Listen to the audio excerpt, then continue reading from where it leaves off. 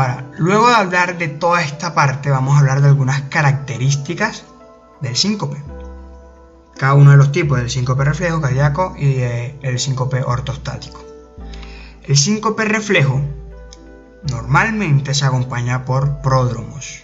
¿Qué son pródromos? Sintomatología como náuseas, visión en túnel, vómitos, diaforesis, malestar gastrointestinal. Todos estos son compromisos que se dan por el compromiso que tenemos a su vez en el sistema nervioso autónomo, que me va a llevar a una sintomatología vasovagal. Este es más frecuente sobre todo en pacientes jóvenes y es un dato de bastante relevancia. Desencadenantes que debemos tener en cuenta y que debemos abordar en la historia clínica: estrés, quizás al paciente le dieron una noticia, se encontraba trabajando, estaba en un lugar donde estaba haciendo mucho calor. Todo esto puede generarme un síncope reflejo o vasovagal. Situacional, son pacientes que pueden estar mucho tiempo de pie o mucho tiempo sentado, eso me puede traer consigo un síncope. Pacientes que estén defecando o en el momento de la micción al hacer mucha fuerza, también me puede llevar una estimulación parasimpática y provocarme un síncope. O pacientes que simplemente estén en elevación de un peso bastante considerado y al momento de dejar de ejercer esa fuerza también me pueden desarrollar un síncope, por eso se llaman situacional. Y también la hipersensibilidad del seno carotidio me puede llevar a un síncope de este tipo. En el síncope cardíaco, ¿qué tenemos para decir respecto a este? Se puede acompañar de dolor torácico, disnea y palpitaciones. Es frecuente en adultos. De hecho, todo paciente que sea mayor de 40 años que nos llegue con un síncope, lo primero que debemos pensar es un síncope cardíaco. Sobre todo si llega con dolor, disnea y palpitaciones. Ese es el enfoque que debemos hacer y es lo importante que le decía de diferenciar en qué poblaciones se va dando cada tipo de síncope. Además es importante analizar los antecedentes personales y familiares. Si el paciente tiene antecedentes cardiovasculares, hipertensión, enfermedad, si ya tuvo un infarto, si el paciente tiene diabetes, si el paciente fuma, todo esto puede afectarme. O incluso si en su familia también había alguno de estos componentes o hay alguno de estos componentes, o si hay también antecedentes de muerte súbita. Todos estos son datos importantes al momento de la historia clínica que nos van a ayudar a enfocar el diagnóstico. Y por último tenemos la hipotensión ortostática. Como les dije, estos son más frecuentes en ancianos y sobre todo por la polimedicación a la que estos se ven sometidos debido a las múltiples comorbilidades que sufren. Entonces, ¿cómo hacemos el abordaje de un síncope? Si tenemos un síncope, lo primero que debemos preguntarnos es si en verdad es uno. ¿Cómo? Evaluando las características del cuadro que nos llega a nosotros. Por lo menos debe cumplir que debe tener un inicio súbito, de corta duración y que el paciente debe tener una recuperación espontánea sin ningún compromiso luego del cuadro. Además de eso, hay que hacer ciertos diagnósticos diferenciales. Digamos, si el paciente tiene una mordedura de lengua, si el paciente tuvo movimientos tónico-clónicos, si tuvo pérdida de esfínteres y demás, ya ahí no deberíamos tanto enfocar por un síncope, sino por ejemplo en un estatus epiléptico o en una convulsión. Entonces, si el paciente cumple con las características de un síncope, por lo menos estas básicas, y no queda con ningún otro compromiso, hacemos el abordaje de un síncope. Si no, como les había dicho, tenemos que buscar diagnósticos diferenciales, como un ACV, un AIT, convulsiones, incluso una hipoglicemia. ¿Qué se hace en el abordaje de un síncope? ¿Qué le solicitamos a un paciente con un síncope? Es muy básico, una historia clínica donde debemos preguntar hasta lo mínimo qué se encontraba haciendo cuando sufrió el síncope, qué sintomatología tuvo antes que si quedó con algún compromiso, todo antecedentes, si ya había sufrido este tipo de cuadros, si en su familia también, todo eso es importante. En el examen físico es importante evaluar semiológicamente el sistema cardiovascular y el sistema neurológico. También es importante tomarle la presión al paciente. Sí, esto hace parte dentro del manejo integral del paciente, incluso de la evaluación cardiovascular. Pero ¿por qué lo recalco? Porque nos va a ayudar con el diagnóstico de una hipotensión ortostática. Nosotros le tomamos la presión al paciente acostado y luego decimos que se siente o se ponga de pie y se la volvemos a tomar. Eso se debe hacer aproximadamente 5 minutos después de la primera toma. Si al comparar ambas tomas la presión arterial sistólica tuvo una disminución de 20 milímetros de mercurio o la presión diastólica tuvo una disminución de 10 milímetros de mercurio, podemos realizar el diagnóstico de una hipotensión ortostática en este paciente, y lo más probable es que este sea la causa de dicho síncope. Ahora, también se debe hacer un electrocardiograma para ir descartando la parte de un síncope cardíaco. Entonces, todo este abordaje inicial a través de la historia clínica, el examen físico y el electrocardiograma, lo que nos va a permitir es evaluar un riesgo. Si el paciente tiene un riesgo bajo, es un paciente que fácilmente se puede manejar ambulatoriamente y listo.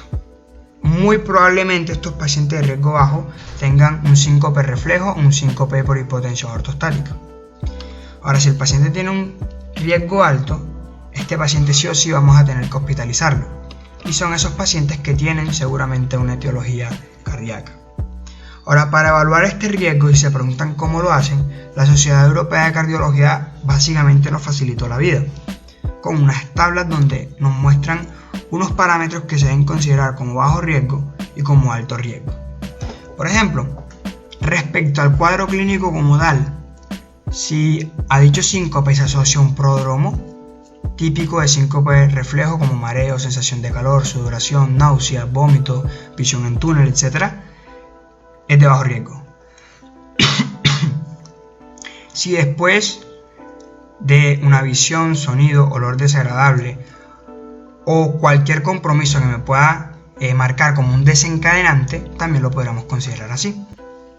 Después de permanecer mucho tiempo de pie o en lugares muy concurridos o calurosos, durante la comida postprandial, si el paciente se encontraba tosiendo, defecación o al momento de la micción, estos son síncopes situacionales que también se consideran de bajo riesgo. Por hipersensibilidad del seno carotidio o si el paciente presentó dicho síncope al levantarse de supinación o sedestación, lo que estaremos enmarcando en un cuadro de un síncope por hipotensión ortostática. ¿Qué consideramos como alto riesgo? Si tenemos esta nueva presentación asociada a un dolor torácico, disnea, dolor abdominal o cefalea. Si el síncope se da durante el esfuerzo o en supinación, o si hay una palpitación, la aparición rápida seguida del síncope. Esto respecto al cuadro. Hay unos criterios que son considerados como criterios menores, pero que se vuelven de alto riesgo si existe un antecedente de una cardiopatía estructural o si se encuentra una anomalía a nivel del electrocardiograma. ¿Cuáles son? Si los síntomas previos o pródromos son cortos. Normalmente los pródromos en el síncope reflejo tienen una duración mayor a 10 segundos. Si son menores a 10 segundos y además el paciente tiene una cardiopatía estructural o un EKG anormal, se convierte de alto riesgo y es un paciente que requiere hospitalización. Si tiene historia familiar de muerte súbita cardíaca prematura y si el síncope sucede en sedestación. Además de esto, otra tablita para la historia clínica. ¿Qué debemos evaluar en la historia clínica? Larga historia, años de síncopes recurrentes con características de bajo riesgo similares a las del episodio actual.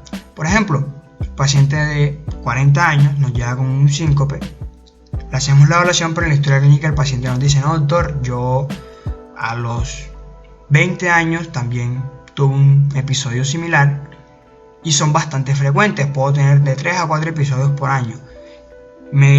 Se me dan con pródromos y demás. Obviamente el paciente no va a decir pródromos, pero ustedes identifican cuáles son las características.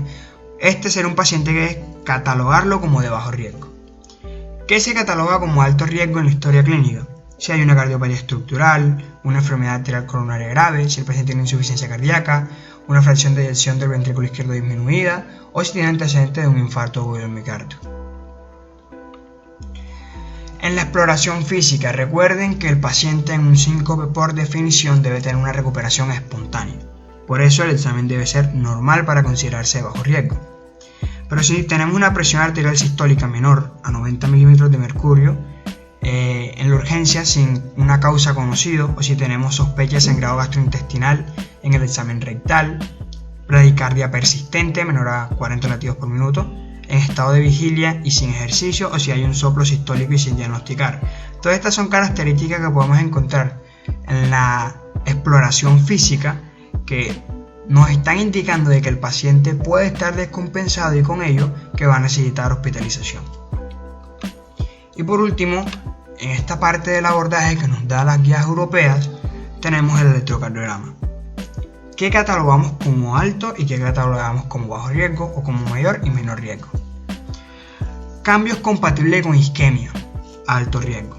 Un bloqueo auriculoventricular de segundo grado MOVIX 2 o de tercer grado también.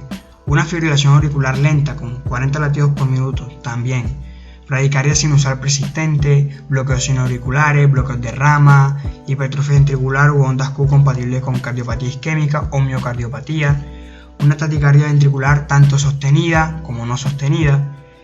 Mal funcionamiento de marcapasos y de dispositivos automáticos implantables, patrón de brugadas típicos, un síndrome de QT largo, todo esto son considerados como de alto riesgo. Y sí o sí el paciente va a necesitar hospitalización. ¿Cuáles son considerados de menor riesgo?